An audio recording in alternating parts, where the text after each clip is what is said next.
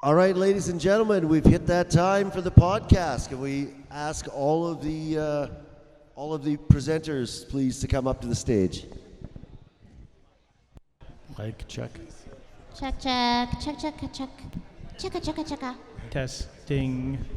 Testing 1, 2, 3. Testing. Check. Hello. Testing, testing.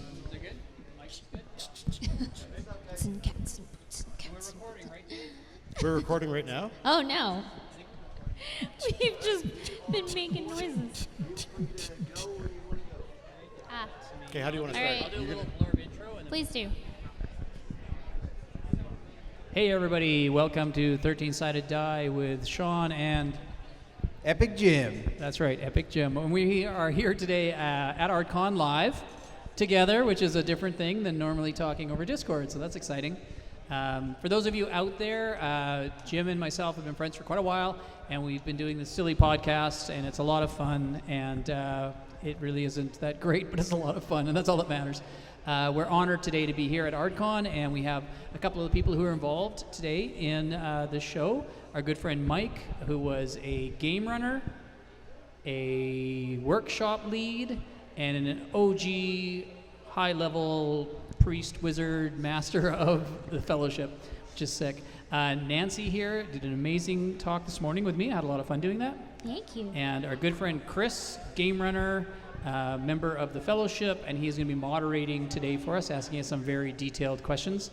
Our good friend here, Shane, was a game runner, did a fantastic job. And like I said, my buddy Jim, who is obviously a fellowship member and ran the amazing mini painting competition today. So that is a quick introduction to everybody. I probably stole that from you, maybe. Were you going to do that, or? I had a 15-page introduction where I went through all of 15 that. pages. I literally checked everybody's bios before here. I did so much work. I had like... Wait, quick, I've what already did you broke say it. about me? See, I all already good. broke it. Don't There you worry. go. Okay, so anyways, that's enough about our blathering. That's a little bit intro. Maybe when we talk, do we want to say our names or do we not care? What would you like to do, moderator? Well, I was thinking we could say our names, but I was also thinking that we might want to start off with just talking about, or having everybody talk about how they got involved in fantasy or the hobby, some sort of thing like that. It's awesome. Okay, take it away. All right. Well, do we want to start with our friend Shane over there on the end? Sure, yeah. Gaming and getting involved. Let's go back to 81. ET hits Sunset Drive-In. I can still remember going to Sunset Drive-In to see it. What are the kids playing around the kitchen table at the opening scenes? Asked around the playground at school. Somebody's older brother or sister must have told them what it was. A week later, I am at the long since gone Ahead of the Game in Kensington. Picked up the basic set, the Monster Manual, 4 or 5 minis, no paints. That's when they were still metal. We called them lead, even though they weren't. And just kind of went forward for about like 6-7 years. And mid-high school, it's kind of like, I can't do this if I want to survive in high school. So I had a 30-year-long rest, and shortly before COVID hit, I started buying the 5th edition core set and some of the other books. COVID hit, so I ended up buying them all because I needed to read something. I was bored. And for the past year and a half, I've been running public games, both 5th edition Dungeons & Dragons and then Dungeon Crawl Classics. Oh, that's awesome. Yeah. All right, well, let's bump over here to Mike. Very similar. Come on, you've got to add some flavor and some color to the story. Well, we kind of chatted about this a few months ago, and I believe it was TSR produced a line of games that was aimed at attracting younger kids and kind of funneling them into Dungeons and Dragons. The ones that were available at the time were Hero Quest, Battle Masters, and Dragon Strike. Okay. Dragon Strike was included with a VHS that gave a quick rundown on how to play the game, with a super secret section at the end you had to watch if you were going to be the game runner or DM back then. That's awesome. And I have been in love ever since. Wow, that's great. I feel like I have the most boring story out No, of you all don't. of us. It's going to be very interesting. No, it's gonna be super boring. Okay, back in school, friends and I tried to run a D&D campaign. The problem is that everyone wants to play, but no one wants to DM. And then So everyone made characters, and then we sat there and went, okay, let's go on an adventure. How does this work if we don't have a DM? So that fell apart very quickly. And then fast forward, Stranger Things becomes a thing. Oh, yes. And I loved the show, the production, the aesthetics, the writing. It was all very, very good. But I didn't think about actually playing D&D until a dear friend of mine, they actually the one who got me into AärdCON, she decided, I love Critical Role and I really, really, really want to run my own game. And so we started a game there. And then immediately after we made our character sheets, COVID happened. Nice. Thanks, COVID. Thanks, COVID. Classic story. Yeah, so we all moved online. We had to figure out how to use new tools. We were all very like, how does my character sheet work again? Yes. It's like, it's okay. It's okay. D&D Beyond will save us. Will it? Does it really? No, it doesn't. And then a friend of mine at work decided that he really wanted to run a game. And so I was caught between these two different games, kind of alternating weeks, and having kind of a hard time actually keeping up with the characters. But it was a great way to stretch voice acting, because it was a good way to embody a bunch of different people on an ongoing basis. The freeformness of it was what really got me. I love it. So just, and Jim and Sean, I'll get you in a second here. Just be patient, please. Can I ask one quick question? Yeah, absolutely. Because Nancy brought up the idea of like, who's going to DM, which is a problem that we always hear about. How many people here entered D&D thinking like, I don't want to DM, that sounds like it sucks? Totally. At the beginning. Yeah, me. But And the only reason I'm DMing is because I wanted to play the game. yeah. Yeah. Yeah.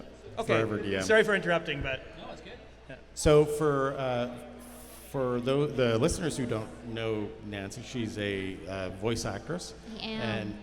And so what I was wondering about was, when you play your games, do you adopt different voices for them, or do you give yourself a break? Oh, You say, I'm off the clock.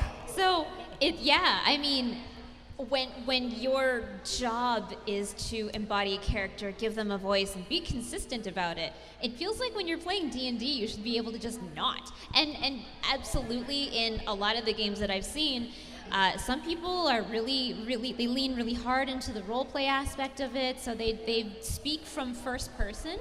And then other times, maybe you're not feeling it, maybe you're having an off day, maybe you're not quite sure how to word it exactly, so they just describe what their character is doing. Oh, Right. Yeah. Felicia would really like to try and convince this guy to let them stay in the hotel for free. How do you do that? Maybe she compliments him a lot. I like the cut of your jib, sir. I really like how you serve those drinks. You show that ale who's boss. And it's just, and like on the spot, sometimes you just think of really silly things, and sometimes you're just feeling really uninspired. So it really flip-flops for Nice. me. Okay. It's really up to how I'm feeling that day. So I think that's a really interesting point you made there, though, about different player types as well. Some people will get right into it and go in to discuss how they're going to, talk to a guard or something. And my regular players are going to be listening to this, so they'll be shaking their heads. But they're a very democratic group, so they discuss everything before they do it. And they had to get by some guards once, and they essentially stood in front of the guards for about 15 minutes talking to each other about how they were going to get past these guards. It was quite funny.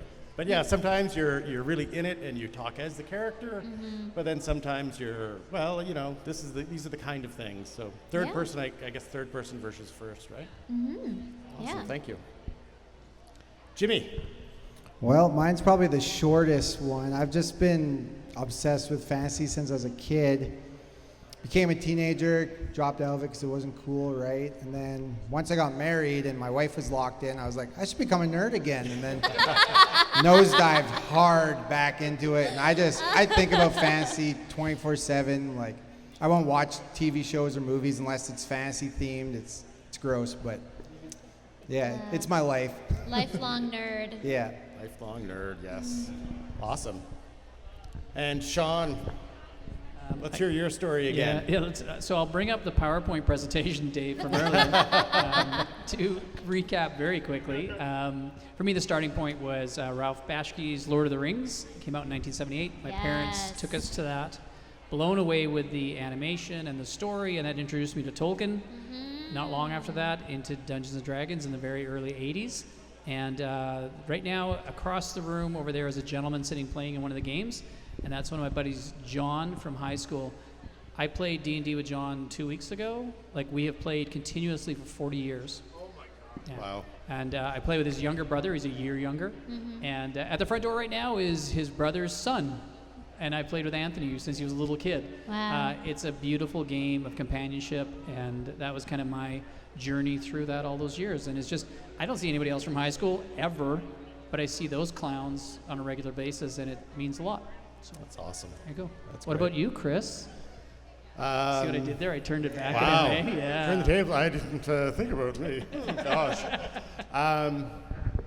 Yeah, similar to what Shane was talking about, in the, I don't want to date myself too much, but the early 80s, got into a regular campaign that ran on Saturday mornings and then morphed into GURPS, Generic Universal Role-Playing System, until probably the sort of mid-90s. And then, I just stopped, didn't play until 2019 or so, when my buddies said, hey, do you want to DM? And it was a godsend, really, especially during COVID, and just being able to stay connected. I mean, we speak more now than we ever did in the past because of the game. And I've got a friend who lives in Central America, and we see him every week now. And he's it's like crack for him. And we definitely feel like we're disappointing him if we don't play on a regular basis. So it really keeps us going, yeah. Yeah. So I know we tend to talk a lot about Dungeons and Dragons, but I think it was last week you guys were talking. Well, Mike and you and Jim and Sean were talking about how Dungeons and Dragons is kind of like the Kleenex brand, right? It's the generic term for all, sort of fantasy role playing. But the reality is, there's been an explosion, especially over COVID, an explosion of indie developers, and really explosion blossoming of different ways of playing, and there's everything under the sun. So I was wondering, and it doesn't necessarily have to be fantasy, what sort of systems do people really jive on, or is there, like, maybe you're not even playing D&D, maybe you're playing some other system that none of us have heard about, and we can give them some cred, or maybe there's a system you've never tried and you want to try it. So let's start with Nancy. I'm going to take notes on any suggestions that anyone mentions that goes into Wheel of Time specifically, because I grew up reading Wheel of Time, and that was my introduction to high fantasy type things. And awesome. I actually really want to know, are there any systems that have tried expanding into the Wheel of Time franchise? Oh gosh, that's a tough question. I'm not sure. I think the closest might be no, I'm way off. I was going to say something in Planescape, but I haven't really seen Wheel of Time, so I'm going by what the title suggests to me. Yeah. I know it's a show and I know it's books, but I haven't seen the show or read them, so I'm going by what, yeah. I haven't seen a lot of. It's a TV show, right? Obviously it was books first, but then they did a show afterwards, and I've seen some of the show. I wonder, but because they talk about Wheel of Time, and it might sound like a dumb question, but is there like a lot of time travel involved in it, or no? No. Oh. No. Oh, well. Not quite. So Well, So Nancy, yes. it's us that's going to take notes now. Yeah. Oh, really? Okay. Yeah. School Okay. us. Tell us about the system and what are the or the books and what are the features of them that you're interested in. So, let's see. Wheel of Time is a pretty expansive world. Obviously, it covers, very much like Lord of the Rings, it covers like a very coming-of-age story. There's a chosen one. There's a lot of self-sacrifice involved. It's wonderful. But there's a whole wide world outside of all the main characters, and I think that deserves its own platform as a way of forming stories and adventure and putting people through it as a DM. So let's see. It is a high fantasy world, so there's not a whole lot of technology. There was once upon a time an age where technology was a thing, and it was really advanced technology, but that's all lost now. Everyone's back in the dark ages now. So there are definitely a lot of opportunities for finding old artifacts that aid you in magical, mystical ways that we don't quite understand just yet. There's a magic system that involves, it's an engendered magical system. So women and men have access to different powers and different strengths. And then, of course, we throw a more modern spin on that, and there's a whole lot more when it comes to what about trans individuals? Where do they fall on this? Let's see what happens when we throw modern sensibilities all over this and build that into a proper magical system. There's factions. So there are going to be the more male-leaning soldiers. There's going to be the more female-leaning soldiers and their separate societies and how they educate each other on their magical systems. So there's a lot of political play in hand as well. So there's definitely a lot of your classic fantasy genre topics and individual concepts that you can throw into a system. Right. So given a very, very loose rundown like that, how would you design a game around it? Wow. Don't look at me. Look, this is the person I'm thinking who might be. Well, I don't know you. I don't know your background well enough, Shane. But I know Sean here. He was talking about his 40-year campaign, and you've heard of like the name AärdCON, and that all comes from the world that he's created, which is Ardnor, and this is basically a 40-year labor of love, right? No, it's true. Something that I would say about if it's not there, make it. You know what I mean? Yeah. Back when The Matrix came out, I made a whole role-playing game around The Matrix using old AD&D. And I did a Amazing. ton of research on all the different weapons and all this stuff, and I built it into a thing using the Oriental Adventures stuff for equivalent people in The Matrix, right? Like, that makes sense? Yeah, oh, And yeah. we had a fun time playing that because it didn't exist. And I would say, yeah, like, and I hope anyone doesn't take offense to this, but to me, a lot of times is the game system is kind of irrelevant in a way. It's about the players, the game master, and how it's played, and the flavor. The game system helps obviously with the rule set and helps you guide yourself, but it's what you do around it. And some are way better than others, but Could I speak to that Yeah, point? please, really Mike. Go Yeah, ahead. I would love to get your perspective on this. I completely agree with you in every aspect of that because I feel like mechanical systems that we use to run these games should always be taking a backseat to the story, Yeah. you know, and the act of collective storytelling that we're all engaging in as we play through them, you know. And that kind of brings us to the most interesting aspect that D&D has had over any other game ever, and that was the open gaming license, right? And that's why we have a version of this game now that is literally for everyone. There has never been anything in the history of our culture that has been so inclusive. And like you just said, if you're not finding what you're looking for, the ability to make it is there for you, as long as kind of the table that you're at agrees you're moving in the right direction. That's always the most important thing. I got a question about your Matrix D&D. What was the like bullet time on that? Like, how'd you do that? yeah, so a lot of those components, it was really fun to go through the film and figure that out.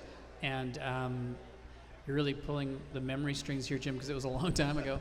But by using a lot of the Oriental Adventures, we were able to pull a lot of the martial arts elements into it to give that kind of ability to do those things. The game breaker that was tough was obviously the bullets. itself, right, and all the weapons and all that kind of stuff.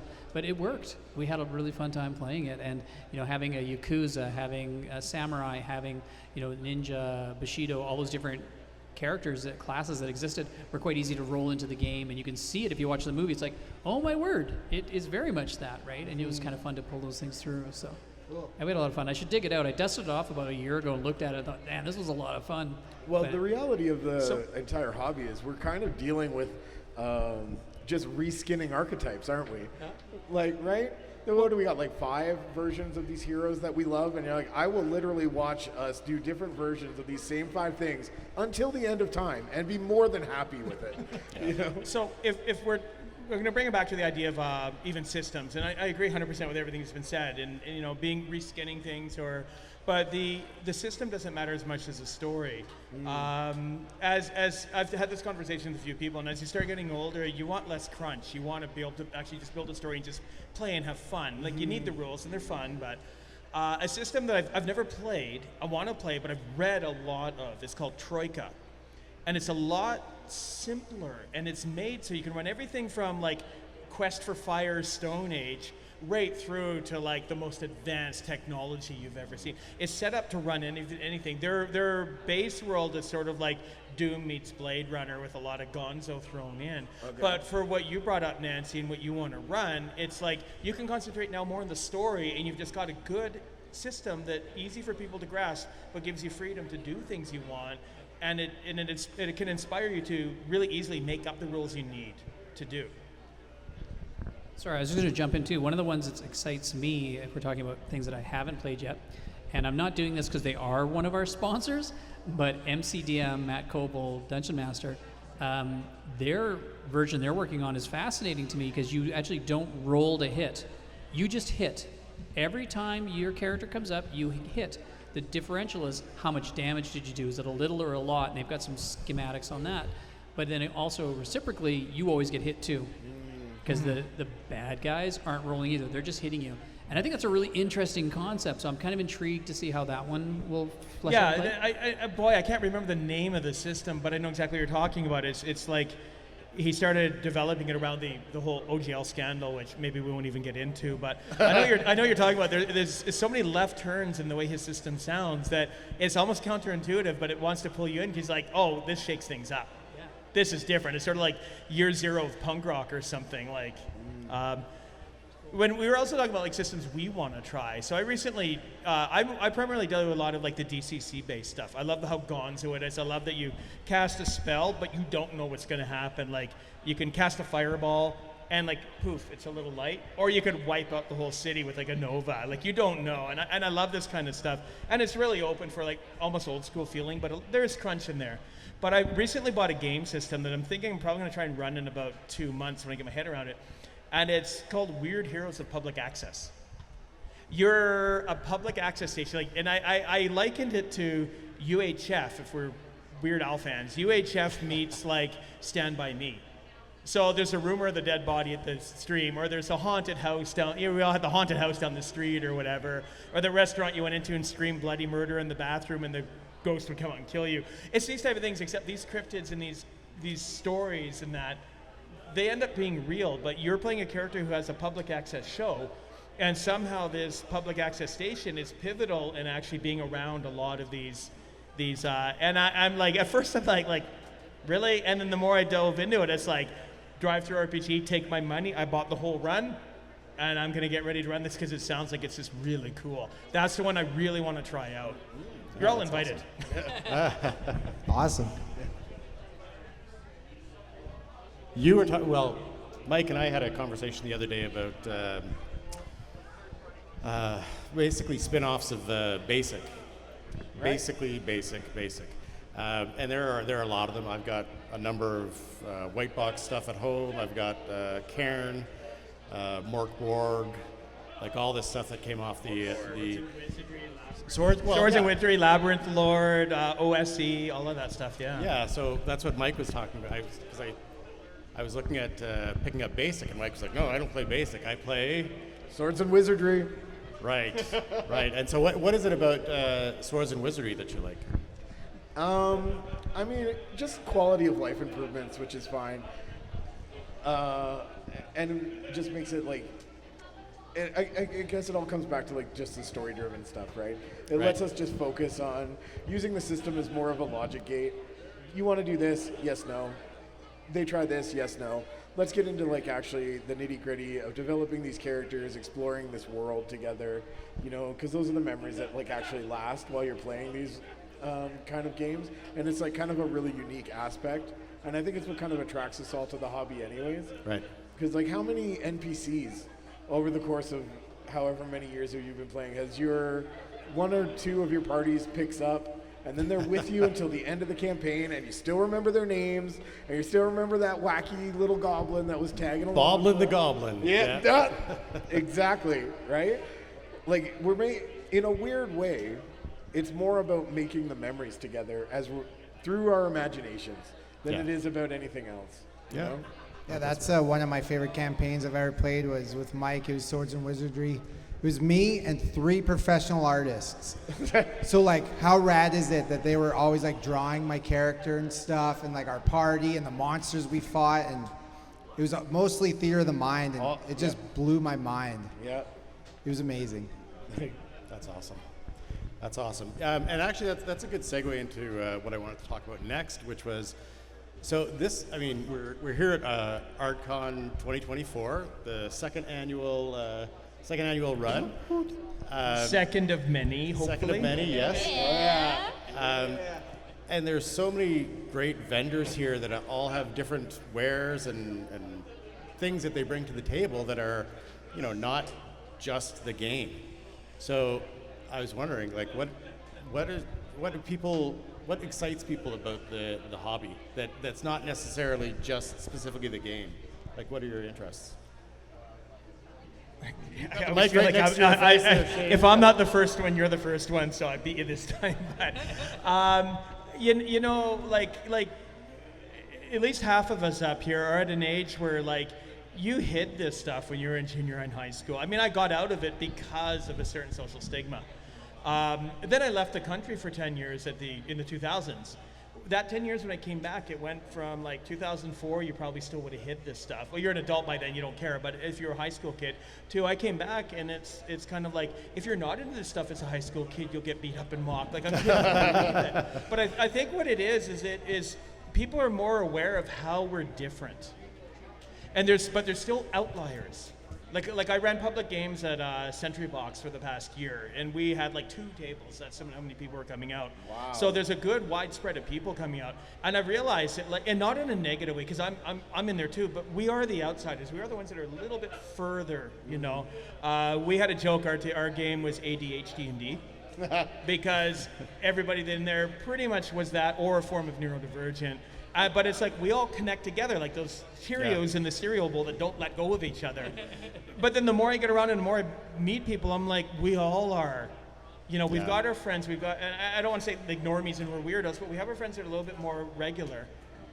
And we're comfortable, but all of a sudden we come here, and it's like, I've met most of you for the first time today, and I feel more comfortable with you than I do some of my friends. And I think it's just what brings people to it is that kind of like, I'm an outsider. And they might not even have been really a fantasy fan or anything, but they get involved because they see the other outsiders. Somehow their mind's telling them this is where you belong, and then they get into it. But then it's a safe space where they can be who they really are, be wild and out there. And I think that's what's really pulling people in. And then the realization that nowadays in 2024, like, everybody realizes everybody's weird. Yeah. Nobody's normal. So you're bringing so many more people in because that community experience, and they like, hey, I got together with my friends, drank a few beers, ate some pretzels, and killed some goblins. But you had fun. Yeah. You know, and it's not a night out at the club spending money on, like, you know, booze and whatever. So. Can I also speak to the vendors there really quickly? Yeah, absolutely. Because what an incredible array of absolute talent. Oh my gosh. Like, I'm not sure how much you guys got to walk around. I know everybody's been super busy today, but like every single vendor here has brought an incredibly unique perspective on this hobby, and like I want to buy everything. Like, and get to chat with a couple of them. Everyone is a 10 out of 10. So nice. I couldn't have asked for better. What a day. Absolutely. Every single vendor I've met today, wonderful, wonderful people, incredibly skilled. We've got jewelry, we've got dice, because who doesn't want more shiny dice that you don't need? Yeah. But I want them, so I'm just gonna buy some. There's board games, there's really cool maps, there's all the workshops. Oh my gosh, all the workshops were so cool. And it blows my mind how much cool stuff is in this building at this very moment. The vendors from the onset of this, well, if you go back to last year, was really, really important to me. I don't want this to sound again like I'm throwing any shade, but walking around Expo a few years ago really kind of opened my eyes. And it was like, Calgary Expo is great, and a lot of people love it, and I think that's fantastic, but it feels very commercial, and it didn't feel personal, and that became what we wanted to do. We wanted to be personal, we wanted to be very grassroots, and the vendors, to me, were a massive part of that. So I reached out to a lot of artists that I know locally.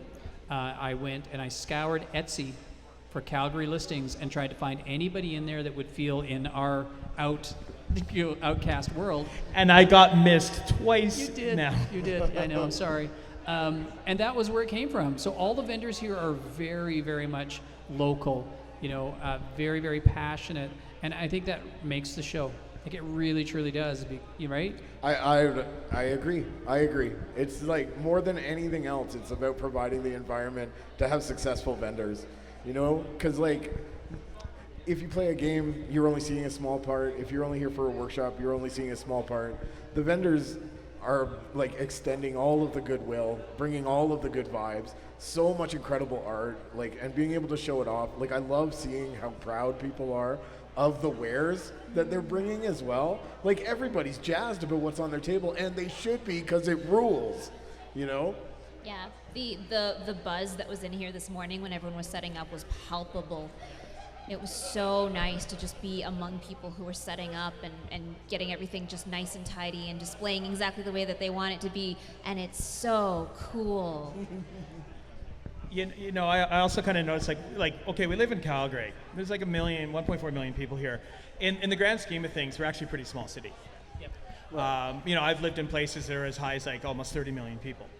But the thing is to see, and this isn't everybody. This is everybody you found, and probably people you already had a personal relationship. Fair enough. I'm not accusing nepotism. It's just, it is what it is, right? But to have this kind of caliber of talent, and I found out we got like this voice acting stuff happening here in Calgary. There's stuff being filmed here, but I never heard of this before. I'm like, this is like really, like, we got talent here that's like really, really cool. Yeah, high five for everybody else. But it's just the artwork from the little Nomi guy and the logo to like some of the cosplay we've seen to like simple resin dice, this homemade terrain, to even the 3D printed stuff. Like I know you're a homemade guy, but even the 3D printed stuff, they're taking care and time and making sure it's like well done and perfect. This is like a really cool, small but like family-like scene. It's lightning in a bottle right now. I'm so glad you mentioned the cosplayers too, because I was like, I'm so stoked on all the costumes that showed up this year. I hope we push it even more for next year. I think we do. We need to. You were mentioning there's 4 cosplayers up here. I have to mention it. Well, I'll be doing it again next year anyways, so. Our vendor tables, when we put out the call to people, we sold out of tables in 3 days. Yeah. Like that blew my mind. Like that was like, oh, okay, maybe we did do something right. So, but yeah, we need to push cosplay more. But we had some great people today, didn't we? Oh yeah, absolute top shelf. Yeah. What I love about fantasy, absolutely everything. Absolutely everything. Words of wisdom from Jim. Come on, there must be. Is there something in like?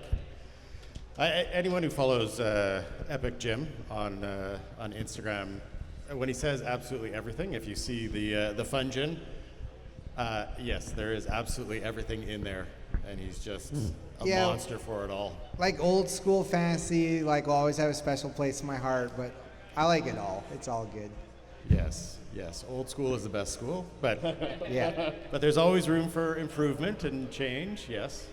Yeah. Give me a good goblin or an ogre or something though, and and a knight, like castle, like wizard, Yeah, that's perfect. And that's the great thing about it, right? And it goes back to what we were just talking about earlier, that it can be whatever world you want it to be, right? And whatever world the collective storytellers want to create. Can anybody ask anybody questions while we're up Go here? for it. Sean, could I just like take your pulse on how you're feeling about the whole day? Because just to pump your tires before we get going, thank you for putting this on. Thank you for including all of us. I have my own impressions of how it went, and I feel like this has been an absolutely unmitigated success. Where are you landing on this? Thank you very much, first of all, and thank you guys for being here. It's about everybody being here. Like I said, all the vendors, the sponsors, our workshop leads, our speakers. It's like everybody, right? We are at about 10 after 6, right? So I'm gonna say that the show's kind of, we're in the tail end here. I think it was a huge success. I wanted to say that at about probably 12 o'clock lunchtime, Yeah, but I was like absolutely. really hesitant because you don't want to jinx it when it's ongoing. But there was a moment last year at our first one when I was standing in the middle of the floor and I looked over at my lovely wife and we caught eyes and there were people everywhere and we're like, oh my goodness, this worked. People came, and I think maybe I came into it this year expecting a little bit of that because we did it, but it still blew me away. It was just that mass of people, that buzz, that vibe. The games were great. The workshops are great. The talkers, the speakers were great. Like, it was just, everything was so good. And I'm willing to say it was a huge success. I'm super happy. Except Jim's here. That's the only negative.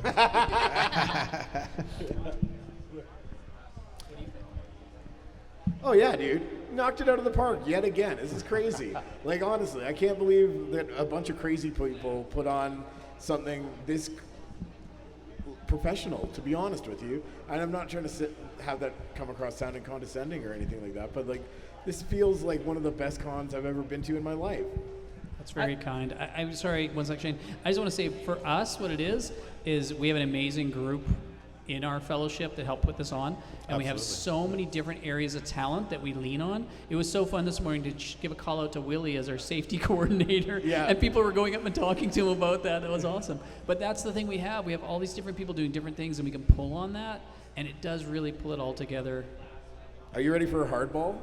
Oh.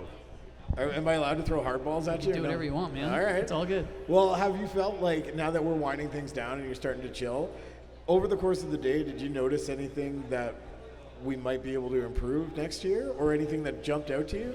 I'm going to caveat that really quickly because I didn't. No. So and as an organizer, you're doing stuff like that. You're looking at those things, trying to look for stuff, because this con was really based a lot on me being participants in other cons and just seeing what didn't work. And there's a few times you'd be there and you'd be a little frustrated about something, and I'd make a mental note. And so when we put this together, I tried to remember those things that I found were hiccup points and try and alleviate them for us. I'm very interested to see today about our numbers and our time. Like, we went from 6 hours to 9 hours, and whenever we finish the show, we also send out to all our lovely vendors a survey, because our vendors are our front of line people. They're talking to people all day long, so they get to know what's going on, and we rely on them to give us feedback. And so I'm interested to hear what they have to say. Is the 6 to 9 hours too long? Did we reach maybe too far? I think our games were a massive success. We had one table last year. We have 3 this year with 2 games on each table. So we tripled the size, and you guys absolutely killed it. Like, I thank you so much. I've got 3 game runners up here right now. Amazing work. And so I don't feel anything went anywhere I saw really sideways. The only question I would be is maybe it's just that length of time. Did we get the length of it right? Is it too long? Is it okay? And that'll be very interesting to hear about that. Okay. Yeah. Interesting. Yeah, I kind of want to throw in one of the things that I think really makes this work. Like, it's an attitude that's been with me since I was a kid. Like, I was a punk, and then I was sort of into like a very underground dance scene, all this stuff. I like more underground things. I don't mind mainstream things as well. Like, I'm not that kind of snob, but what you've done is you haven't stretched too far. There's some people that's like, okay, let's grab a couple investors, let's rent out the Roundup Center. But what you're doing is you're building it in a safe way where it's like, we can take this room, we can pack it with people, we can put the quality stuff in there, not just the quantity.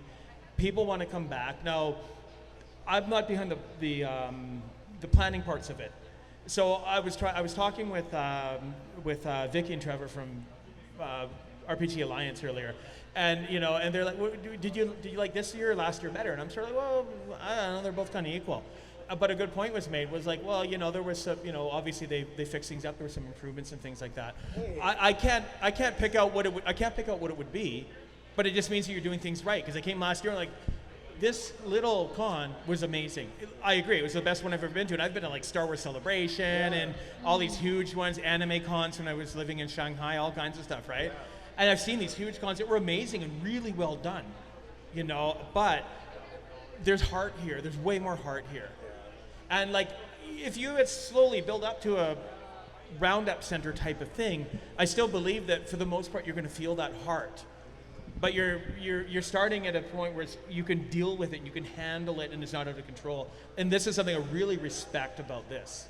And I think it's what makes it successful. We got the magic. The little con that could. You rolled a 20. Aww. Could we ask Nancy a little bit, because this is your first year here? Can we This get a little is your my feedback? this is my first AärdCON, and it has been such a good experience. I felt well taken care of. People were checking in on me. Hey, how are you doing? Do you need water? Do you need food? People were always very considerate, and not just ARD staff, right? It was other people too. Other people would just be like, "Hey, how's it going? How are you? Can I ask you about stuff on your table while I also offer you a bottle of water?" Like, people were just really nice, and yeah, like Shane said, there's a lot of heart here. A lot of what this reminds me of is when OdaFest was still a convention that was at the U of C. So OdaFest, our local anime convention, when we started out at the university, we had a couple of rooms in Science Theater, and that was kind of it. One room was where we showed some anime, and the other room was where we had our one vendor in town. And they brought in a whole bunch of stuff, and they set up tables, and that was it, and that's where it started. And then eventually it kept growing, and you can only have a convention at the university for so long. When OdaFest turned 18, they proverbially moved out of Mom's basement and went down to the TCC, the Telus Convention Center downtown. And even there, it's gotten to a point where we're now selling out every year, which is unmitigated. Just totally wild. Like, I never thought there were that many people in Calgary who wanted to go to an anime convention. And granted, yes, they're getting to a point now too where there are people flying internationally to come to Calgary's specific anime convention, which wild to me, mind blown. And a lot of the feedback we hear from our vendors, so our exhibitors and our artists, is that it still feels like a small con even though it's being run like a bigger one. And a lot of it has to do with the fact that we don't have anyone who's paid. It's completely volunteer run, which is very much what we're doing here. We all do this because we love it. We're not doing this because we're being paid. We're not doing this because someone's giving us incentives. We're here because we love the passion and the community behind everything here. So it really speaks to that part of my little preteen memory of going to the university and being like, oh, I heard there's an anime convention here. I like anime, and it was just a couple of rooms. And here it's one really big room. I'm hearing rumblings of maybe we move to the BMO Center next year, huh? No, but like the way that the staff hold themselves absolutely accountable for how well everything will go today. Someone took over a set of responsibilities and said, this is mine. I own this. I'm accountable for this. And they do it out of the love for the community. And it's so lovely to see. And it speaks volumes. Sorry, are you involved in the Anime Fest yourself, or you just go? I am support staff, so technically, yes. Yeah, so it says something. If you've been a support staff for years, or they've been doing it, and you said it's mostly volunteer, it says something for the organizers, which sounds like they're probably very similar to like Sean and Connor and the gang there, where when you're treating them well, people want to volunteer. When you're doing something for a community that's a good thing, they want to volunteer. Like, yeah, you could throw like food in the back and you can slip everybody $10 and a bunch of swag. But if you're not running a good quality thing, they're gonna trail off after a year or two. But you got people that are like, when's the next one? Next year can't come soon enough. Can you have one in October, please? Just so that we can get this on the podcast really quick, honestly though, this is so epic. Can you talk about who won the mini painting competition today? It was a small child who he came and asked if he could sign up, but he said that he's he's playing in a D&D game. And then I was like, well, no, because you'll be double booked. He's like, oh, okay. And he came back like an hour later, and he's like, I really want to be in the main painting competition. He's like, can I just bring the mini to the table while I play? It's like, yeah, sure. Like, who am I to tell you no, right? Like, and then he painted like one of the best minis while playing D&D, and while the competition was across the room from him. So, yeah, and he went first place. Okay, they were amazing because they were playing at my table, and they left the table a couple times. They were always, it's okay if I leave for a second? Because I think the first time they left, it's because they had a D20 and they kept missing, and I was like, you need to get rid of that dice. and just a couple minutes later, I said, excuse me. They left, came back, and they had a new die. That one went to die jail. Yes, Yeah. yes. But yeah, they came back with the trophy, and it was like, that's amazing. I think it's great. Like, what a way to like get everything out of an event, right? Like, yeah, I'm going there. I'm doing the painting competition. I'm gonna play in games, and I don't think they're here anymore, but they were here pretty late. I into can't the help day, but too. think about what memory this is going to form in that kid's mind Yeah. for the rest of their lives. This is the kid that's going to be, in like 10 years, the next Matt Mercer or something like that, where they're going to be the DM that everybody looks up to. They're going to be very successful running something, and they're probably going to have like a YouTube empire that like takes out Black Magic Craft, Critical Role. They'll leave AärdCON alone because they really like art and miniatures, but they're gonna wipe out all of this stuff. But like out of a day of great memories, that's like my favorite story that I've heard floating around all day. Unfortunately, I didn't get to see the mini before it was done. I'm so looking forward to the photos. Yeah. I just wanted to make sure we got that story like on the record for that little guy, because how rad is that, right? Yeah, they were awesome. Yeah, AärdCON VIP. Yes. The story is probably why you do this. 100%. We play D&D, like Mike said, for the memories, for that story building together. And for me, AärdCON was always supposed to be an extension of that. It's like an extension of what we do at the game table. Can we do that in public with everybody else and make something like that? And that was kind of our goal. And it is walking away with those memories, with those stories. It's really cool. Like, it's fun to do that. I mean, how many times have you been somewhere and you bump into somebody and you start telling about your stupid game and something that happened in the game and this crazy thing? I hope this is like that too, where we can tell stories about this amazing child that, was involved in a painting competition while he's playing and won the damn thing. Like, that's incredible, and that's what it is. It's a whole day of stories that I hope everybody gets to walk away with. So. Yeah, absolutely. Yeah, and I think I'd also like to say that Sean is kind of like the warm, sticky center for everything, and like You're a Toffafe. Wonderful.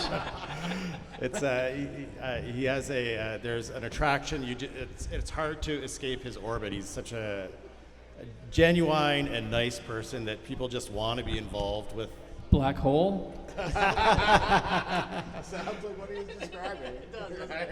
Well, and it's like the fellowship, and like both Jim and Sean are like that, and the whole development of the games and the commitment that everybody brought in, because at the end of last year, so at the end of the first AärdCON, Sean was close to being in his grave, I think, because he took it all on himself, and he wanted to make sure it was perfect for everyone, and he's not the kind of guy who's necessarily going to ask for help from anybody, because he doesn't want to necessarily put somebody out.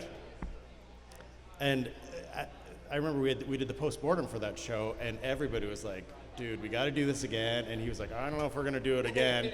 But everyone to a person who was sitting around was saying, yes, I am 100% committed to supporting you and this show and doing it, and we want to be part of this. And yeah, it's been awesome. Yeah, Sean's okay, but I want to touch on something that Nancy said earlier. You said we're not getting paid for this? Yeah, we're not getting paid for this. I don't know if you knew, but the burritos that were in the kitchen were our payment. And Jim leaves the stage. Thank you very much, Chris. And I would like to add, too, like when we had that post-mortem after the show, every single person said, I want to help, is here today. Yeah, a year that's a later. great Like point. every single Absolutely. person, right? And that's amazing. Like to have that kind of. The first show was hard. I had this idea. I wanted to do it. I didn't really know what it was, and it's hard to ask people to help do something you don't even know what you're doing. And so it was very hard. People came, these amazing people, on the day of and helped, and they did a great job. But this year was so much more fun for me to do it with our team and our group. It meant a lot more. It was fun to share those responsibilities. I am a horrible micromanaging person, so it's hard for me to release things. And I've been really working on that in the last. Where the black hole bit come from. Right? I am a black hole. And it's something I've been working on in my life because it's important. And it's not a trust thing. I trust every person here on the team implicitly, but it's just wanting to make sure it's great and not doubting them, but you know what I mean? And so I've had to step back on that, and I'm really happy I did. And we've had such amazing results, and there's such a great group of people here. It's heartwarming. It was really heartwarming. Listen, when you're talking to me about being a micromanager and stuff like that, you're a game runner. Of course you are. I realized that once I started running games, I don't actually like playing anymore. I sit in the odd one and I'm just kind of like, well, it was fun. I can't say it wasn't fun, but I kind of want to jump in there and like, move away, let me roll these dice. I've got, yes, hold on. What else do we got? Okay, sorry, we just did our love fest for AärdCON and everything was fantastic about it. I kind of feel like Mike got us off topic here, so I'd like to revisit a topic that Mike had brought up on the show the other day, which was this idea of tropes. And there was some conversation around what a trope actually is. So the tropes are like you meet in a bar, right, or you meet in the tavern. So I'm just curious, what are some of people's favorite tropes, favorite and least favorite tropes? Like, oh my God, I can't believe There's giant rats in the sewer every time, no matter what. That's what you love? I love that. I don't Yes. know. That's Like awesome. every fantasy town, there's giant rats rampant through the sewer system. Isn't that the penultimate first level mission? Correct. Rat catchers. But when we played with your brother Chubbs, remember it was like some kind of weird lobster creatures or something? There were no rats, so these lobster things. Yeah, I mean, like, lobsters are rats of the sea, though, so it makes sense. Yeah, that's right. Taverns. Taverns. Yeah, that's The meeting in the tavern. just a tavern. Just What about tell us? taverns. Just Taverns in general as locations. Oh, what would you rather? A pub. Yeah. I was If gonna Jim say could, he would make a tavern a character. Yeah. Like Danny the Street. Yeah. Oh, hey. I feel like I feel like I've heard you discuss running a campaign where it's just being in a tavern, and you're the barkeep. Yeah, and definitely. Jim wants to do the old retired adventurer. No, I don't want to do all the stuff before that. I just want to get to the tavern and see how it goes. That's awesome. I fall asleep to tavern like ambience music 90% of the time. I'm That's not awesome. even kidding. Shoot, we literally just talked to someone about helping them create soundscapes for their campaigns, and that was one of them. You're going to fall asleep in that campaign the second you get in there. I'll just feel safe. I think back to the idea of tropes. I think there's a lot of tropes that it's not like when you're in other media. I think with you're playing these role-playing games, hitting those beats sometimes are important. You could be running like the same group for your fourth campaign, and you're still expecting certain beats. Like you might not start it in the tavern, but then at some point in time, you're going to throw the meeting in the tavern. Everybody's going to have a chuckle like, oh, we met in the tavern, but they're loving it, and they're running with it, and they're having a good time with it. And I think like there's just a certain expectation, and especially if you're like, I run public games, so almost every week there's a newbie. Right. And I think a lot of it put into perspective for me was I found online a thing called the Quintessential Dungeon. And it's a one-page dungeon, and it won the one-page dungeon that year. And it's you start in a tavern, you get asked to take care of the rat problem in the basement. As you go down to the basement, then you find there's a dungeon, there's kobolds throwing stuff at you. You end up seeing a gelatinous cube, a beholder, a white dragon. It's got every trope in there. But he's like, I built this for a reason, because when I run this for like 30-year-old veterans, they're loving it. And I realize it's a very different thing where we're all in on these tropes. So it's not, I don't think it's a negative thing that people might not really think when the question's first brought up. And I find it really interesting because it's one of the few cultures where the tropes aren't cheesy, they're not eye-rolling, they're like actually embraced and loved and taken in with relish and vigor. So I love that. I love that. I like when tropes are subverted in really clever or cheeky ways. Oh yes. Tell more? All right, so sirens, they are always bodacious. They are trying to lure men to their deaths while they are out in the open sea. I want to see some really muscly buff mermen, thank you. Yeah. That's awesome. I would love to come across the rats in the sewer problem, but it's actually mutant rats that have been released by a lab nearby that was experimenting on them, and they're protesting in union. I'll be right over to play that one with you. That's right up my alley. Everything I believe you've just written next year's game that you're going to run. Excellent! I can't wait. Speaking, just to interrupt quickly, Yeah. you maybe look into like a certain adventure for each year if somebody wants to write one, and then like you can run it at like a table or two for every session. I will provide so much audio for you. We sat around in our fellowship meeting, and I didn't remember who said it first. It could have been me, it might have been somebody else, and it was a joke because I have this a pirate. There's gonna be a pirate thing. We catch well, you're gonna run the pirate adventure, and we were just joking about it.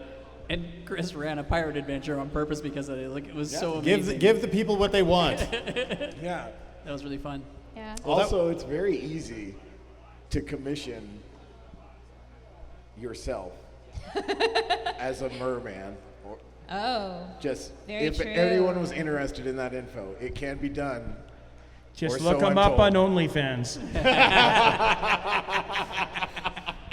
Here's another one for you. I love that the warriors generally tend to go swords, broadswords, spears.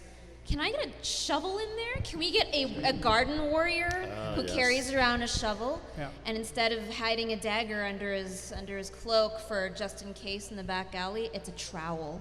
I have a player right now who's really frustrating the rest of the players in the group because they have no weapon. They're a barbarian with no weapon. He does everything improvised weapons. He's like, what's in the room? And he's like breaking chairs, he's grabbing stuff. So I just love it. And I'm giving him lots of grace to try and, because it's so cool not to have a weapon and grab something. I absolutely love it. It's so good. But the rest of the players are getting like, dude, you could be crushing stuff if you picked up a sword. That sounds like a perfect opportunity to make a really fun roll chart. We started doing that. Yeah, it's amazing. Yeah. Why not reward them? Yeah. You want to play the game where you've got the trowel and the shovel. The main system I runs what they call a funnel. In the beginning, you're level 0. Okay. You're the villager, the troll up the castle on the hill. People have been disappearing, sheep have been dead. The mob goes up there, just like in Shrek, to get the troll.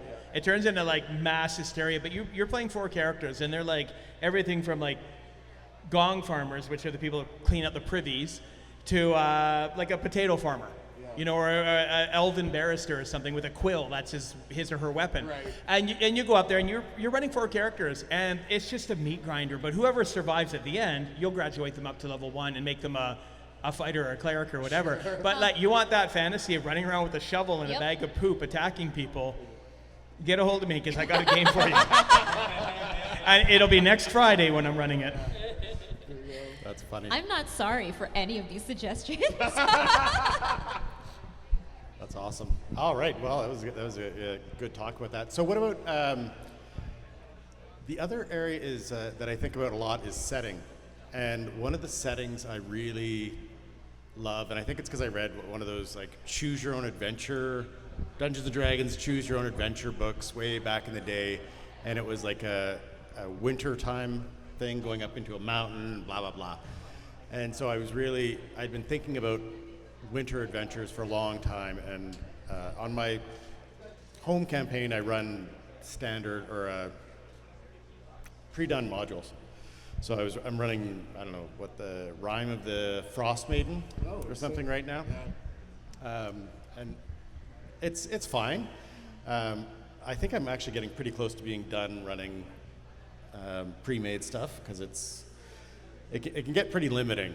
And I think, after writing a couple of these adventures, it's pretty liberating. And if there's a big difference, and you were talking about it the other day, there's a big difference about having to learn all the lore of somebody else and get all the different elements and the different pieces versus something that you've already got in your head, and what the next thing that's coming out of your mouth is going to be consistent, or that you can wrap it in. That's not exactly what I was talking about, but winter and cold, and I'm tired of it now. I don't want to play it anymore, because we've been going for 5 or 6 months through it, and it's just, I'm done with it. That sounds like you're describing Canadian winter.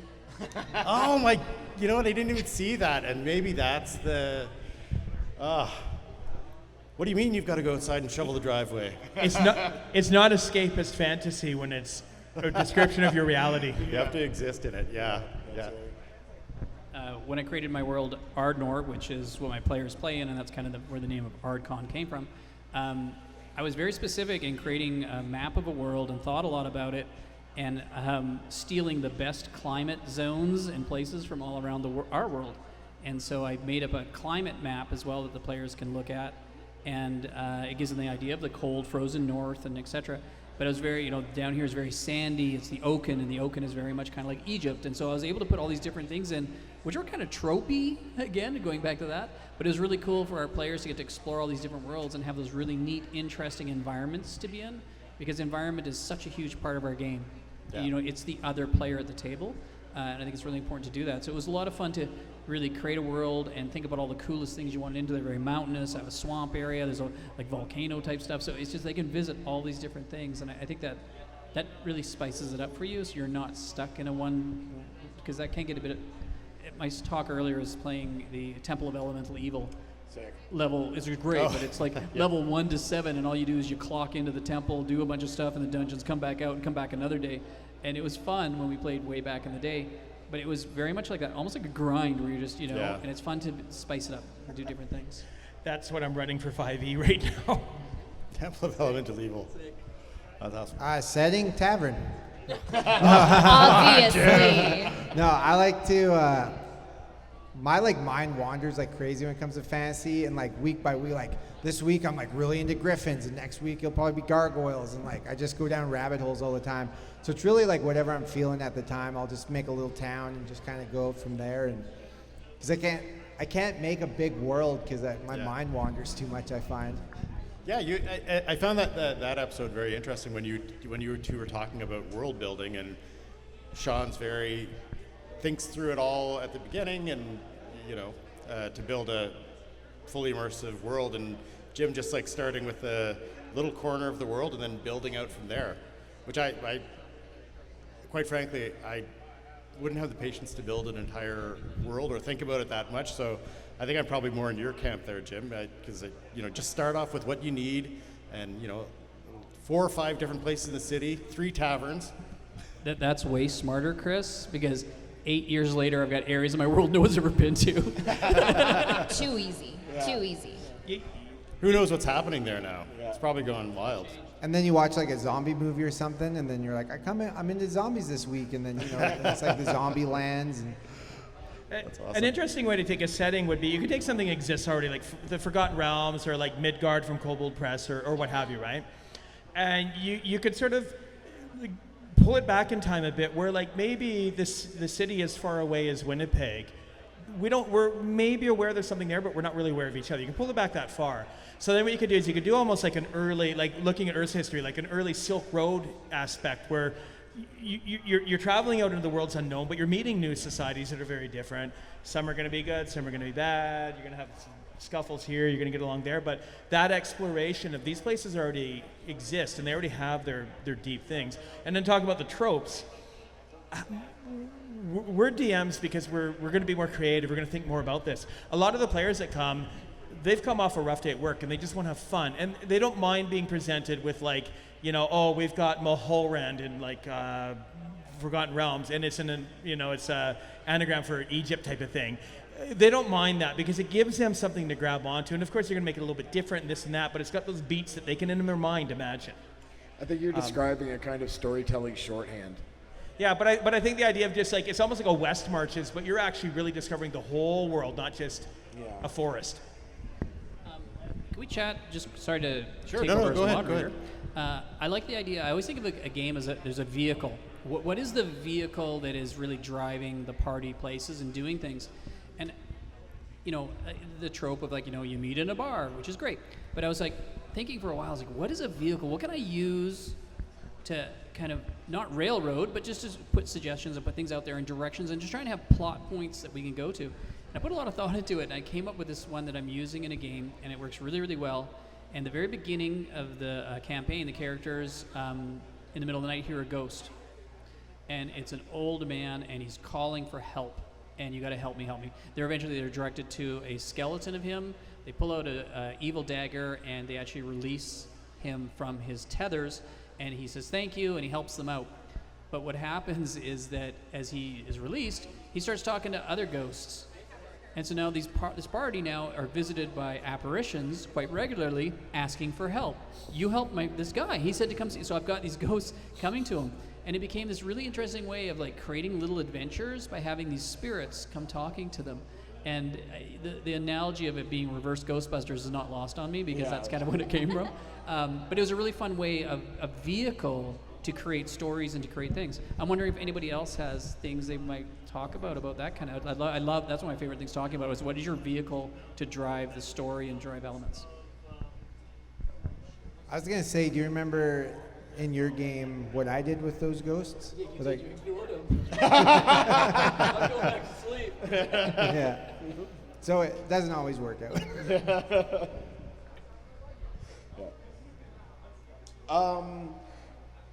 For me, with vehicles, as far as storytelling goes, NPCs are my go-to all the time. I know it's you know what I mean? I just can't overthink those kind of things, And it's nice because they're easy to drop in and out, The only risk you ever really run is them getting blobbed into the party, and then you're stuck with an NPC until the end of time. But, I'm normally pretty good. Yeah, exactly. But I'm normally pretty good about making sure they meet an unhappy end, to get rid of them if we have to keep it going. Just it's the perfect way to bring information out or clues out, stuff like that, Yeah, NPCs. You could do a rival adventuring party, so they come in contact somehow at the right time to get some information. Yeah. Whether they're rival antagonist or a rival party, but they're friendly. So you can do it in different ways, and then it brings an interesting dynamic. It adds some competition, so the players maybe aren't competing with each other if you're running into that problem. Sure. I've been thinking a little bit about the original question of setting. And ADHD and D. yes, I know. I don't run conversation the way maybe I should. But I am a huge sci-fi nerd, and so I really love the concept and world of cyberpunk. You get awesome. the ability to drop your brain into any body you want or need at any given time. You can remote control other bodies if you got some extras or you got some extra brain cycles laying around, and you can run a couple of different bodies out in the world. And then I love that philosophical effect of how much does your body mold your mind, or how much does your mind mold your body? Wow. And it would be really interesting, actually, tying back to our earlier conversation about game systems. How do you make that part of the logistical part of running a game? It's like the longer you spend in a barbarian body, do you start becoming a lot more aggressive? Do you start, acting more stereotypically barbarian just because you're in the body? Or are you having a good time dressing up in a really tight dress and going out on date nights in your barbarian body and loving it? Like, what's really happening? Oh, that's neat. That's neat. Yeah, and actually, the good thing about the less complex game systems is they're easily malleable into these things. Because any of these, like the D6 stuff that you're talking about, or the OSR stuff, the rule set is so simple that it can be adapted to anything. And if you want to do that and you want to say, oh, you know what would be a really neat thing if you can brain dump into somebody else, but if they stay in it longer than X amount of time, then these things start happening. And you just create your own rules as you go. It's definitely an underserved setting, right? Because the Cyberpunk, two, yeah, like in a huge way too. The two systems that come to mind right away are Mike Ploog's Cyberpunk, right? Yeah. Which is clunky in a lot of ways, but the spirit was there, and he's an absolute talent, right? And then the Rift's world, which is the Palladium setting, and no, if that is the world you like to play in, awesome. But my lord, talk about, for me, over every element of the game seems to be overcomplicated, like in a huge way, you know? Yeah. Which is like, for me, it bars entry right off the bat. I don't want it, even though there's so much interesting material available in that world, it's not for me, you know? Just because trying to get through their almost esoteric rule sets, there's like 2 different tiers for damage, and like everything gets really convoluted really fast for me, you know? And I'm just like, no thanks. The one that I did about a little bit ago, was the Blade Runner RPG. Came out back then. Oh, And so I didn't even I've think of not that. played it yet, and I've started reading it. I'm very excited about putting something together for that. 'Cause to me, that the Blade Runner world, which is very similar to that kind of cyberpunk, is just fascinating to play. How does it look so far? You It gotta. looks really good. Yeah? D6 base that came by D6? Oh, Yeah. okay, all right. And yeah, the stuff they put together for it visually is beautiful. You'd love it, Mike. Oh, yeah. But it does seem like really strong. I think it's going to be really cool. So I just need to find a little more time, and I want to put something together. It'd be amazing to play in that world. Sign me up. Okay, done. There's another, and it's not exactly cyberpunk, but I seem to recall Alien RPG came out. I've heard so many good things about the ease of play and how it's like very quickly fun. Oh, nice. You know, and like we all love the role-playing games, but we know it's sort of like the first half hour of a movie sometimes, where it takes a bit to gear the things up, right? Sorry, you're talking about Blade Runner or Alien? But the Alien, I've heard so many good things about Alien. Like when I was running games still at Sentry, there was a group that showed up for the first 6 months regularly. So I started talking to some of them, and you know, they were kind of explaining to me, and I'm just like, this sounds like a blast. And there's a new group that started playing before I left my game there, yeah, they were like just nothing but like flowers and sunshine with that game.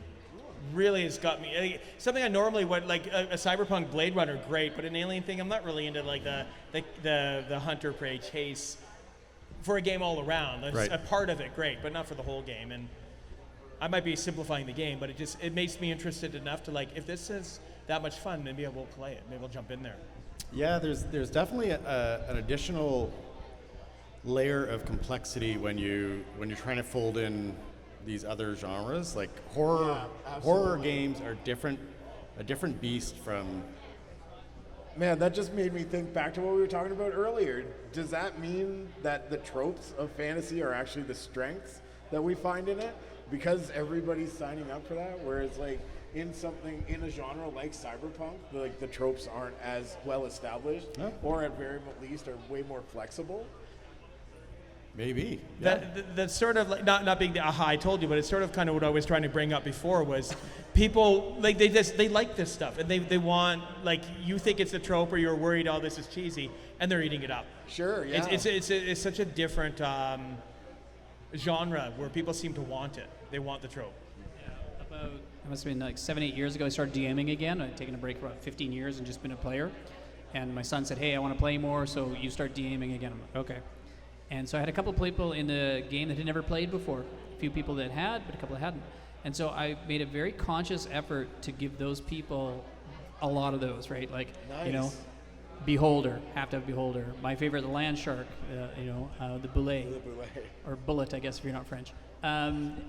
Putting some of those really, really iconic traditional creatures in there and different tropes like that for them to be engaged in, because I want them to walk away and say, yeah, I did this, and I think that's really important. It's almost like a rite of passage in a way, and I think you owe it to yourself to make sure your players get those experiences, which is a lot of the tropes, I think, like Shane was saying. And I got to reiterate what I said before. I think look at the older, more seasoned players do enjoy them too. I heard some really interesting advice from somebody a few weeks back, and I can't remember who it was, but they had mentioned that every time they run a game, they kind of get that out in the beginning. They get a few of the trophy things out in the beginning. It hits those beats. Then it's time to like, okay, now it's my creation. Yeah. Awesome. I love it. So believable. Well, that's okay. This is so. How are you doing for time? I think we were gonna run to around 7-ish. Okay, perfect. Well, because I've got another question in mind. What I wanted to talk about is especially like during COVID, right? So one of the things about COVID that sort of changed everything is, you know, when an old guy like me thinks back to D&D, it's, you know, the basement with pizza and, you know, wood paneling in your basement. Yeah, exactly. You know, getting together and playing D&D or whatever. And I have not. Well, no, that's not true anymore. But certainly over COVID, you know, we didn't see each other in person for a long, long time, right? And if it hadn't been for technology, and our group uses Fantasy Grounds, and if it hadn't been for that technology, you know, we wouldn't have played at all. And what ended up is that became like a lifeline for a lot of us over the thing. And we saw more of each other during COVID, even though it was virtual, like Fantasy Grounds and Discord, than we ever normally do. And the other thing I find about it is it makes it easier to get together and play, right? Like now, instead of having to, you know, have everyone get to a certain place and all the commuting and all that sort of stuff, you can say, we're playing from 7 till 9 tonight. You know, and you can like even get in a 2-hour game, right? Whereas before you try to do, we're going to do an all-day Saturday, and that sort of commitment is a bit big. So I was just wondering what people's thoughts are on technology. I wonder what it would have been like in pre-internet days if we could just be on like a 3-way call and try to have like this phone cradled against your face and trying to reference your character sheet. That's awesome. And maybe lying about what you rolled because the DM's not in the room with you and saying, yeah, that was totally a 17. Funny you should say that. So the 90s when we were playing MERP, right, Middle Earth role-playing, right. Our DM moved to Ottawa. And so it was early days of VoIP phones, so we got a cheap VoIP thing so we could be on the phone. And he DM'd for us for 3 years from Ottawa on the phone. And during that period, one of our players moved to Australia, which is on wonky time zones to us, right? It's almost like a flip. So we had to go and figure that out, and they were on a phone as well. So we had a main player on a phone in another part of the world. Our game master, whatever, running in Ottawa. It was crazy, but we did it because we loved the game. And, you know, and so that to me was like early days technology that we use, like VoIP phones, to try and figure it out. And you find a way. Yeah. You find a way. Yeah, I mean, D&D Beyond, Roll20, all those really great online tools now, they make it so that you can see a map, although you kind of spend a lot of time fighting with the map sometimes. Lighting, visibility, layers, and that seems to be a never-ending struggle. So I kind of wonder if people just miss having physical maps more than having these really convenient, I say that with quotes, because it is a convenience and an inconvenience at the same time. Yeah. So just 1 second. So it's interesting that you say that because my regular party that I do Fantasy Grounds with, and you're right, there are some maps that are great and they figured it all out, but inevitably something's not working on somebody's like, oh, I can't see anything. All I see is this black screen. And am I supposed to see those dead bodies over there? yeah, exactly. Or the other thing is the combat tracker where it says exactly what they are on the combat tracker and how many of them there are, and I'm like, come on, every single time. So I have to go in and change their names. But so for the game I ran today, I wanted to do a test run, and I did it with my regular players, and the feedback I got was that they really enjoyed rolling dice. And even it was virtual. We played over Discord. I mean, some of them were at my place, but there was one guy who was at his place. And we were all rolling dice, and you know we did the map thing, and you know I pointed the webcam at the you know the battle mat, and they really enjoyed it, without all the accoutrement of fantasy grounds. Sorry, Shane, you were going to say? So yeah, I'm going to be the outlier here. Personally, not a big fan of it. I've played a few online games. I run like Road Crew public games for a publisher, Goodman Games, and every year they have like online games that you play. And you know, I can't say I didn't have fun. I had fun. I need more tactile. I need the people in front of me. I'm going to be fair. I think the technology is awesome. I think that the stories I've heard here, and then the stories that we've all heard from our friends and things like that, you know, it's amazing, and it was a lifeline for people during COVID. But it's a lifeline for people like even without COVID, like you know, move to Ottawa and move to Australia and things, and you can still be with those friends, continue that, and I think that's amazing. And I'm not saying that I'll never adapt to it, but I just where it is right now. And where I am right now, and it might be my development, things I'm going through personally, I need the human contact. I need to like be wiping spit off my face when somebody's excited and shouting and stuff. I need to hear the clicky clack of the dice and things, you know. But yeah, I'm gonna be out there and say like, for me, it's not for me.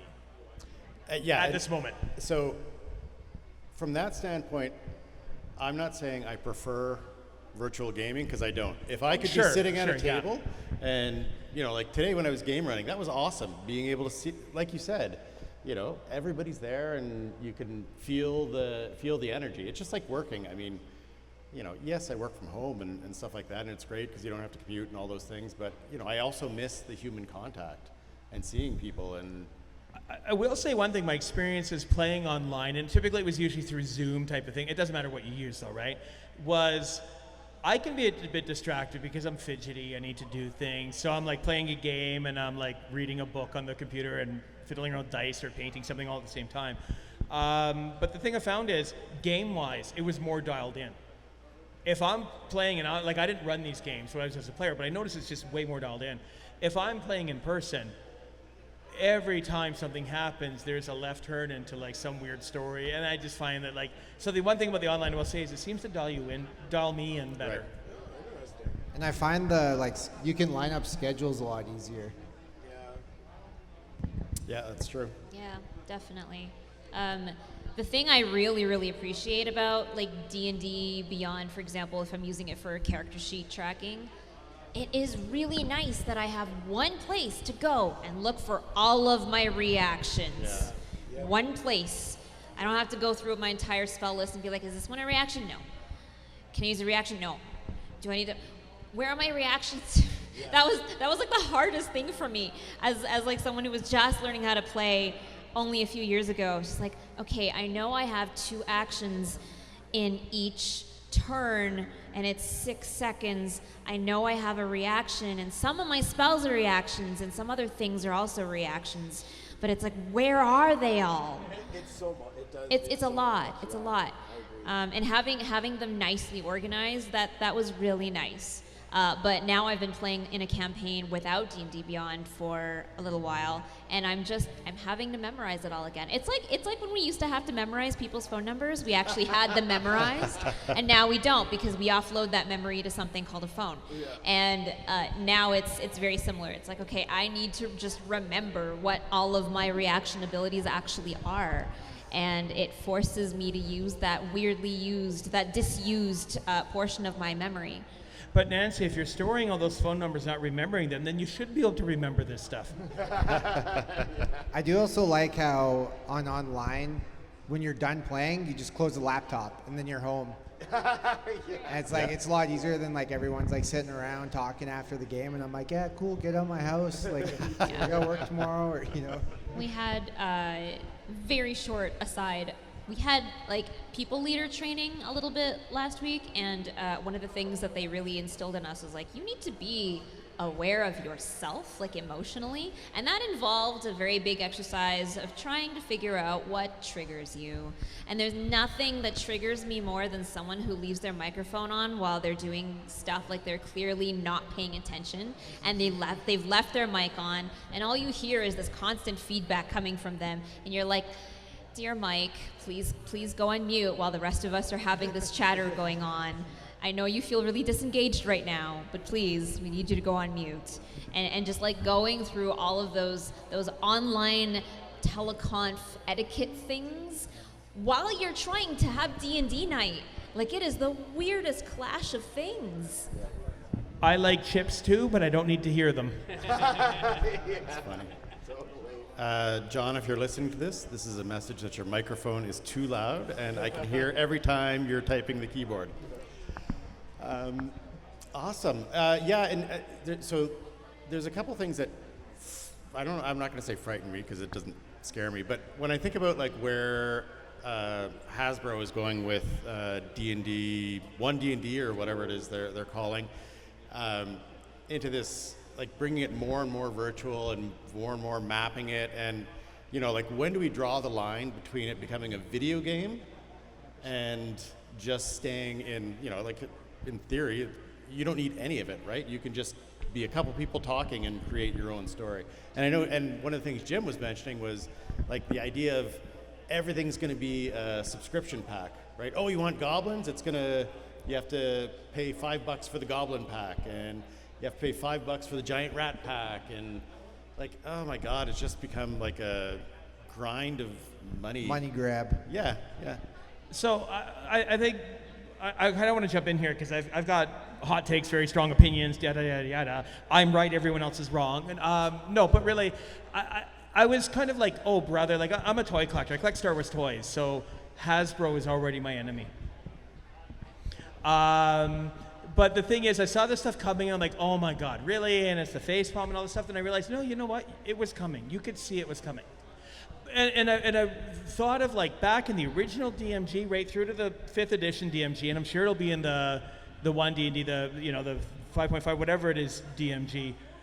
The rules are suggestions. Take what works for you and your table. So if the microtransactions and things like that work for you, and we all know the endorphin rush when you buy something. A lot of D&D nowadays, a lot of the world's video game based, and they're reacting to that. And we've played the older ones, and maybe we're not moving along as quickly, or it's just not for us, or whatever reasons. But it's like, we don't have to take those parts of it. Other people can, and that's awesome. Yeah. And I think that I actually believe it's a move they have to make, and I think it's a smart move because that's where the world is. I don't. It's not my interest, but it's where the world is. But there's so much stuff out there that it doesn't matter. Because there will always be, I'm sure they'll always do books, but they'll probably be $100 limited editions. But there's also like, how many other people are producing 5th edition or, OGL stuff. So if Hasbro moves that way, it doesn't matter. Because honestly, like we've all been playing long enough. Modern Hasbro stuff, are you buying modern Hasbro stuff, or are you already moved on to third party? It's a great gateway, as I was saying to Sean earlier. It's a gateway, and it's an awesome gateway. But once you're in it deep enough, oh, I want something more cyberpunk, or I want something like Weird West, or I want this, and it's there for you. So I honestly don't see it as a problem. That's my hot take. That is a hot one. Very spicy. So spicy. I think Shane's right. I think what it's going to do is it's going to find its group of people, or it's not. And I think there's going to be a lot of people that are probably going to, it's really hard because it's D&D. Like, we're talking 40 years of Dungeons & Dragons. It's tough. But I think that a lot of people will stay back in the 5e camp. Like, that'll happen. We talked about some earlier things. I know Critical Role is doing amazing stuff with their Dragonheart stuff. I've been looking at that too. I think a lot of people, there's so many cool different platforms out there. I think a lot of people can just start, like Shane said, maybe jumping ship. And you know what? Maybe the virtual stuff is good for a lot of people too. Yeah. Who knows? And that's great. Like, I think there's room for everything. But I think D&D's going to have to watch because I think they could lose a lot of their fan base. Maybe find new ones, but a lot of the original ones will go on to other areas or stay put and not move on. Sure. And that's fine. It's all good. But, it's not my cup of tea. Like, the whole of COVID, our virtual games was that we just had Discord, and I had a bunch of cameras pointing at our terrain that we still played completely like we were in the room. That was my answer to it. And I think, it just depends. Every table's different. It's a neat reactionary thing that they'll always say, as you get older, you get more conservative. And it doesn't always mean political and yada, yada, yada. But it does mean in so many different ways. And being conservative, also being afraid, not liking the changes. How quickly we changed with COVID for most of us. Adopted, like you're just saying, the way you adopted digital technology and still played the way you did. So I don't know if it's so much jumping ship, because I think Hasbro will always be that big flag, but I think there'll be people that'll just be like, you know what, I bought 6 of these full adventure books and we only play once a month. That'll probably last them till they're 70, so it doesn't matter, and they'll just play that stuff. And again, then there's third party. They get more interested in like the weird stuff Kobold Press does, or the MCDM. What was it? Monty Cook did the Weird book, and it was just like off the wall, Dada-esque, like Salvador Dali stuff. I think that you're just going to find that D&D will, no matter what, will have always been the starting point, and the people that are in it will have always moved on to something else. I mean, you already talked about GURPS in like the early 90s, and you moved on to that, and you know, because you're deep into it. So you weren't going to stay with D&D. Yeah. By the way, I rebought all of the GURPS books, and I have yet to crack the spine on any of it. But that's my great shame is, you know, some people collect all the minis, those piles of shames. I have system after system that is still in the wrapper, and someday maybe I'll read them. They're collectors now. Exactly. At least look at the pictures. Yes. That's awesome. All right. Well, this has been a great discussion.